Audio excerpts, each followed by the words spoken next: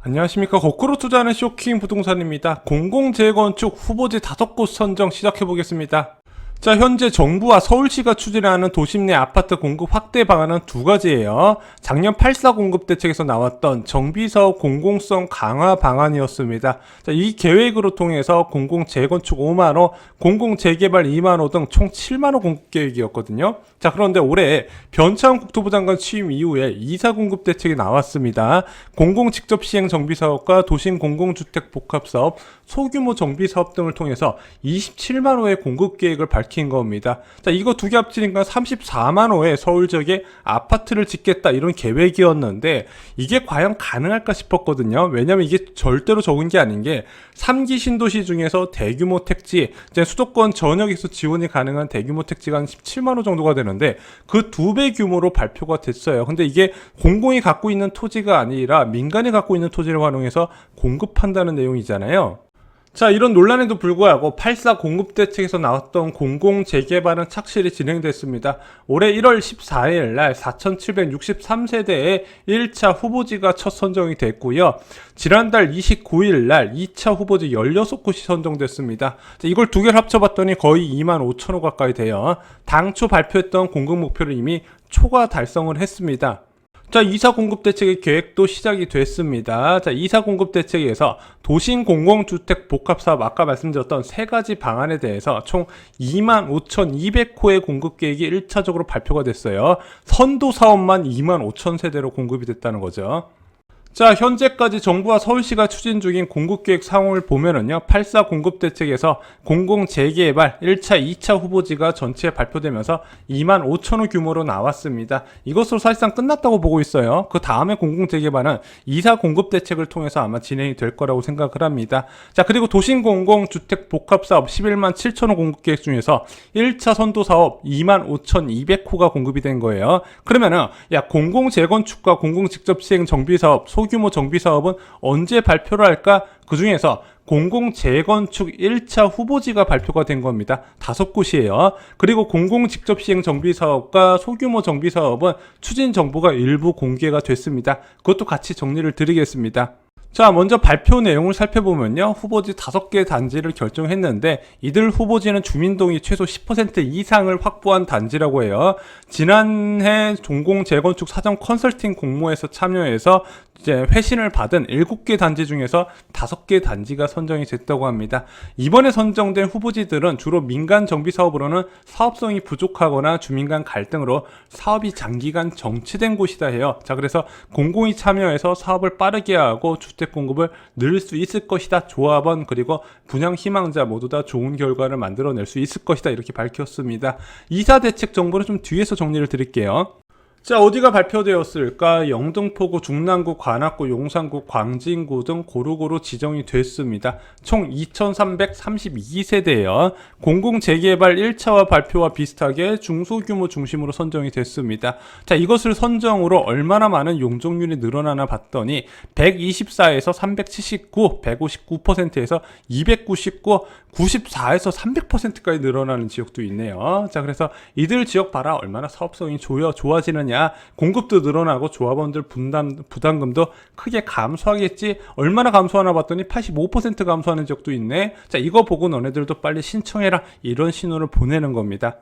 자, 먼저 후보지를 살펴보겠습니다. 신길 13구역이에요. 신길 재정비 촉진구역 내에 위치하고 있었는데 07년도에 정비구역 지정 이후에 사업이 장기간 지연이 됐답니다. 그래서 용적률 현재 258%포인트, 민간 재건축 계획 대비 130% 상향하고요. 층수도 35층까지 올려줘서 세대수를 2배를 확보해 주겠다고 합니다. 자, 두 번째는 망우 1구역 살펴볼게요. 2012년에 조합이 설립되었으나 구조합장 해입소송과 구역 해제 주민특평 등 각종 분쟁과 사업성 확보에 곤란을 겪어서 사업이 정체가 돼 있었대요. 그래서 보면은 2012년에 조합 설립 인가가 떨어졌는데 아직까지 제대로 된 추진이 안 됐다. 이런 구역들이 굉장히 많습니다. 그래서 이제 민간 재개발이나 재건축이 사업을 빨리 할 수 있을 거다. 이거 좀 잘못된 부분이 있어요. 단순하게 규제만 푼다고 진행되는 부분이 아니라 조합원 정부권 간의 분쟁 그리고 제도의 한계적인 부분도 있기 때문에 공공이 나서서 빨리 시행하는 게 전 나쁘지 않다고 생각하고 있습니다. 자, 그래서 공공이 참여해서 최고 23층까지 층수도 올리고 세대수도 1.62배 확보가 가능하다고 합니다.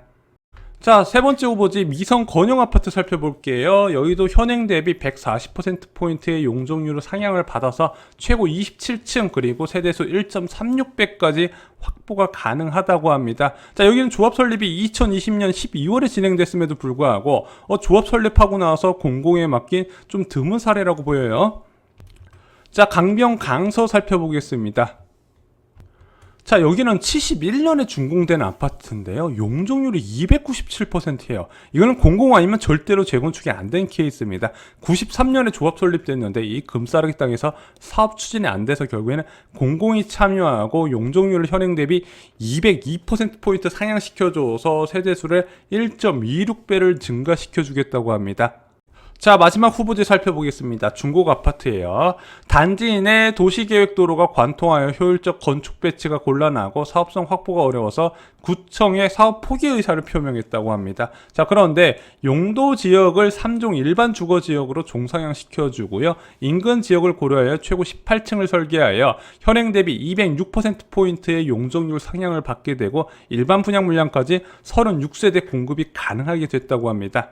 자, 그럼 이들 후보지는 이제 어떻게 될까요? 일단 후보지 선정이 발표가 됐잖아요. 자, 그러면은 심층 컨설팅이 들어가게 돼요. 그래서 어느 정도 사업성이 나올 것이고 어느 정도 분담금이 나올 것이고 우리가 어떤 혜택을 줄 것이다. 조합원한테 이것을 근거로 동의를 받겠죠. 그래서 3분의 2 정도 동의를 받아야 됩니다. 자, 이렇게 동의를 받게 되면은 12월까지 사업 시행자 지정과 정비 계획을 확정하고요. 본격적으로 이제 사업 시행 인가나 관리 처분에 들어가게 되겠죠. 그래서 5년 안에 일반 분양을 목표로 하고 있다. 이렇게 보시면 될 것 같아요. 아무래도 공공이 이렇게 들어가게 되면 사업 속도가 앞당겨질 수밖에 없다는 부분이죠.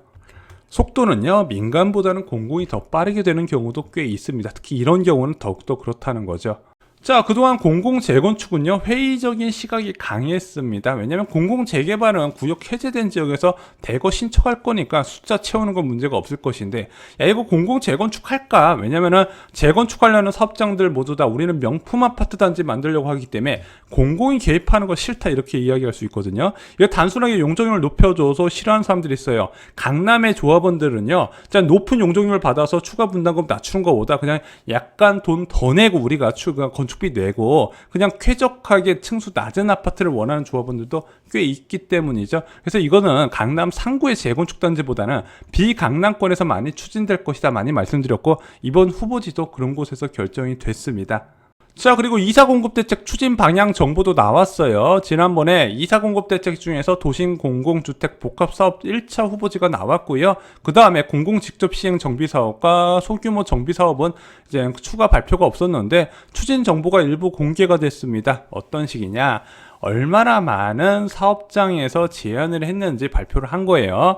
공공 직접 시행 정비 사업에서 재개발은 27개 사업장 그리고 재건축도 27개 사업장이 후보지를 접수했고요. 소규모 정비 사업장, 가로주택 정비 사업 같은 곳은 재개발은 36곳, 재건축은 11곳이 지원을 해서 총 101곳의 후보지를 접수하고 지금 진행하고 사업 검토 중에 있다. 그래서 언제 발표하냐?